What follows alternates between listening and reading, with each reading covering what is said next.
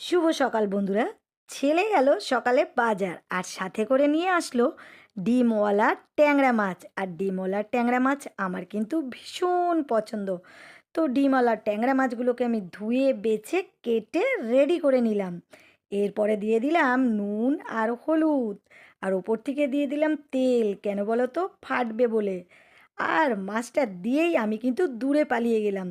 তারপরে মাছটা ভাজা হচ্ছে, ভাজা হয়ে গেলেই ওই তেলে কালো জিরে ফোড়ন দিয়ে আর কাটা পেঁয়াজ আর আলু দিয়ে দিলাম। পেঁয়াজ আলু লাল হয়ে গেলেই আদা রসুন জিরে টমেটো লঙ্কা সব বাটা মশলাগুলো একসাথে দিয়ে দিলাম। দিয়ে ভালো করে কষিয়ে নিয়েই জল ঢেলে দিলাম।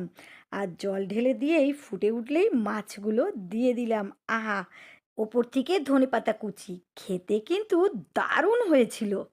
তো এই ছিল আজকে মিনি ব্লগ।